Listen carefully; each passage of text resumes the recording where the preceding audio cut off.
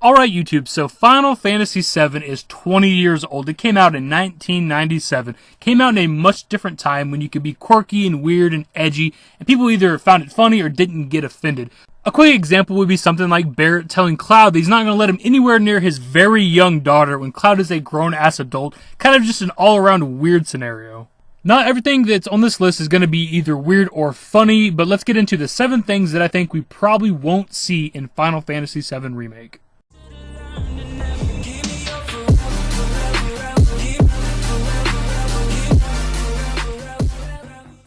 First up, and seemingly the most obvious, would be Tifa's voluptuous tits. Now, I never heard any backlash about this back in the day or any part of my childhood. I never heard anybody complaining about the size of Tifa's tits.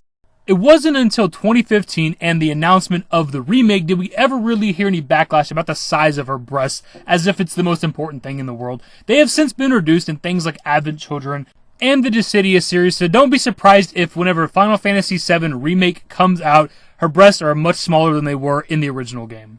Next up, for number 2 on our list, there's a part of the game where you and your group sneak onto a cargo ship in Junon to get across the ocean. In order to go unnoticed, you guys dress up in outfits of soldier and like some of the sailors.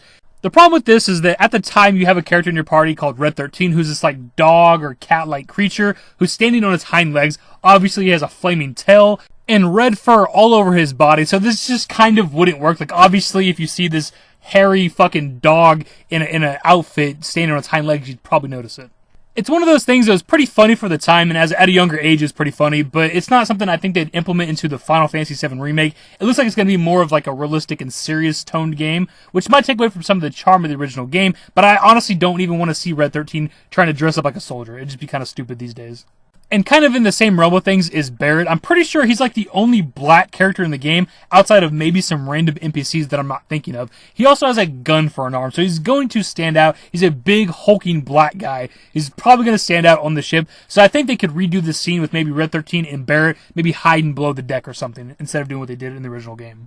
And next up for number 3 is both Yuffie and Vincent Valentine no longer being optional characters. Since the original game came out, they've both become very popular amongst like the community and stuff. People like them as characters. In the original game, you had to earn both of these characters. With Yuffie, it was a random encounter, and then after you defeat her in battle, you have to answer a series of questions. If you get them correctly, she will join you. If not, she'll run away, steal your materials, steal some guild from you, and you have to fight her again and repeat the process. With Vincent, it's a similar thing. In the Shinra Mansion, you gotta get the code to the safe. Once you unlock the safe, you gotta fight the lost number boss.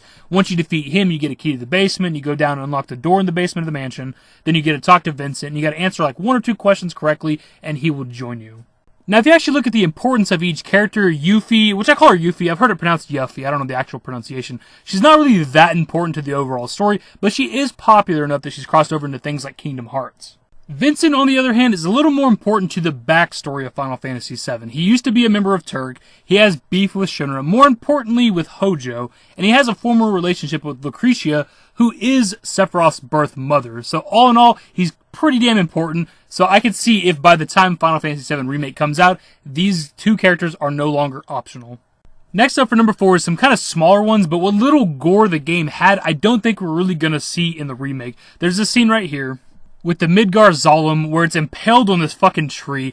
I doubt we're going to see that in the remake with high definition graphics and things, because if they were to do it, they'd have to really make it look realistic, because that's just how the graphics are these days, and there'd be a lot of blood and potentially guts and things, and I just don't think that's something we're going to see in a Final Fantasy game. Now, don't get me wrong, I would love to see this. There's also the part of the game where you and your group are taken captive in the Shinra headquarters, and Jenova breaks out of her like cell or whatever that container is and just murders everybody, and there's blood all over the floor, dead bodies, streaks of blood going throughout the entire headquarters, to the point that there's even blood during your random encounters on the ground while you're fighting. I do think that this scene and these events will happen. I just don't think there's going to be all this blood and dead bodies everywhere. Next up for number 5 on this list is there's a scene in the game where Cloud just beats the shit out of Aerith, and I just don't think that's something we're going to see in the game. Cloud has Jenova cells in his body. Jenova can control anybody that has like parts of her in their body, and essentially Jenova's controlling him and making him beat the shit out of Aerith. This is not something we're going to see in the remake. I 100% doubt they're going to show Cloud in, modern day graphics just beating the shit out of Aerith, and it goes on forever. For this entire scene that you're seeing right here, he is down there beating the shit out of Aerith while she's knocked out. This is not something we're ever going to see in the remake.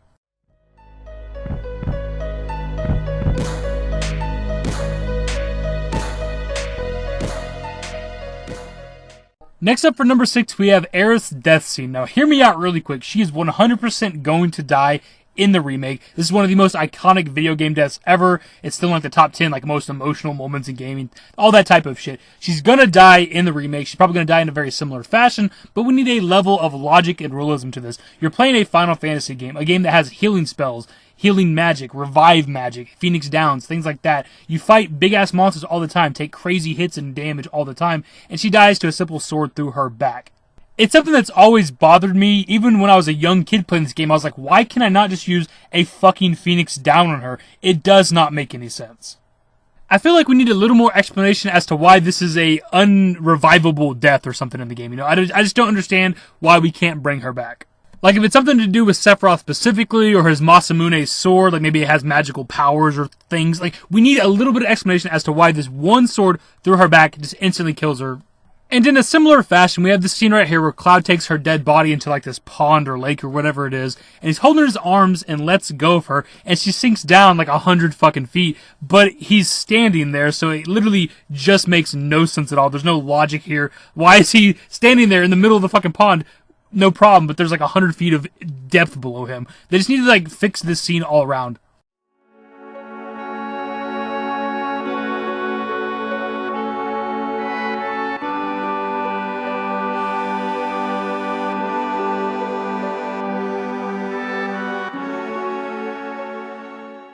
Next up, we'll do a couple of honorable mentions. We have the Fort Condor missions. You can come back to Fort Condor several times throughout the game, and they're being attacked, and you gotta help defend them. These are one of the most fun side games I've ever had in Final Fantasy, just as a whole in the series. I think we're gonna have the Fort Condor stuff. This is actually an important location. You come here at one point later on in the story. It's also where you get the Phoenix Summon materia, so I think they will be in the game, but they might boil it down to maybe like 1 or 2 missions. Next up, we have this boss fight with Palmer, who is a member of Shinra. It's really just a comical joke fight, but he puts up more of a fight than he ever really should be able to, because he is a joke character. But by the end of the fight, he goes to run away from the tiny Bronco when it like starts up and starts driving itself. He goes to run away from it and gets blasted by a Shinra truck. It's just kind of it was funny. Again, one of those things that's funny at the time. It's funny at a younger age, but it's just not something that's necessary now. Another one that I don't think we're going to see is there's a part of the game where you have a dolphin launch you up into the air to land on these rafters to get into Junon. I just don't think that's something we're going to see in a modern game. It was just kind of one of those quirky 90s things. And last up for number 7 for our video is kind of a combination of a few things, and it's more or less the entire events of the Wall Market segment in Sector 6.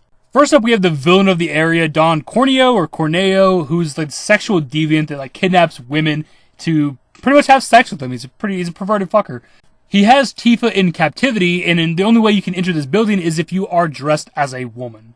So you go around Wall Market doing these like miscellaneous side quests to gather materials so you can dress up as a girl. You get like a tiara, a perfume, a dress, and everything like that. And Cloud dresses up as a female and works his way into Don Corneo's mansion. Now, if you get the right ingredients, he will actually choose you, Cloud, as the girl he wants to bang for that night. And it's kind of a funny scene.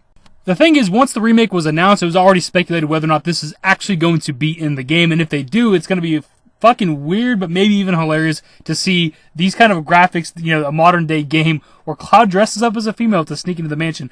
I don't know if they're going to have it or not. I hope they do. And last up for the Wall Market segment, and what was actually going to be the last entry in the video until I decided to clump it all together, is the Honey Bee Inn. Now, this location is quite literally a brothel. You can only visit it one time once you go in, and you can no longer come back in after you leave. It's a completely optional location. Once you first get to Wall Market, you cannot go in. Once you visit Don Corneo's mansion, you come back, a guy outside the Honey Bee Inn will give you the member's card, and you can then enter this brothel. Now, obviously, once you get inside here, there's nothing super graphic or that offensive or whatever, but there are 4 rooms, one of which is actually called the fuck room, which is bleeped out by random symbols. There's 2 rooms that are occupied. You can actually peer through the keyholes of these rooms, which this video is showing you without the keyhole and stuff. You actually get to see the full room, which is obviously a creepy act when you think about it. This is supposed to be like a brothel or a sex house, and you're peering through the keyholes at people when they're supposed to be private. That bitch looks like she's knocked out on the bed right there. There is 2 rooms that you can go into. You can only choose one of the 2, and once you do, one of them is a room full of guys, and you all manage to squeeze into a tiny little bathtub, or maybe it's a hot tub. I'm not entirely sure. Completely awkward and weird scene that I do not want to see in the remake. Kind of do, actually. And in the other room, I can't remember exactly what happens, but I think your character passes out or something, and this guy jumps on top of you, which obviously looks like man-on-man sex, screaming wake up, trying to wake you up or whatever. Completely another really weird and awkward. It's just like this entire side event that is so unnecessary and awkward that I don't think they're going to actually have it in the remake. And there you have it, YouTube, the 7 things that I think we probably won't see in the remake, or at least we might see variations of some of these things. The thing is, with a lot of the stuff I've named in this video, it's very iconic and part of the charm of Final Fantasy VII, and if they were to cut some of this stuff out entirely, it would insult some of the fans, and insult the lineage of Final Fantasy VII. They said themselves that they're trying to keep the charm of the original game, so cutting out some of these quirky and weird things, some of these funny or offensive things, it would take away from the charm of the original game, so I don't know, I don't think we're going to see a lot of this stuff, but we just might. So let me know in the comments below if you guys can think of anything else that may not make it from the original Final Fantasy VII. I racked my brain for a lot of stuff. Some stuff I had to look up because I couldn't remember all the crazy and weird things that are in the game. Hopefully you guys enjoyed the video, and if you did, give it a thumbs up, subscribe to the channel if you guys are new, turn on notifications, follow me on Twitter at @TheDashingDavid. Links to my social networks are in the description and in the outro. Later, guys. To conclusions, all the things that we thought we were losing. I'm a ghost and you know this. That's why we broke up in the first place. 'Cause I want you to know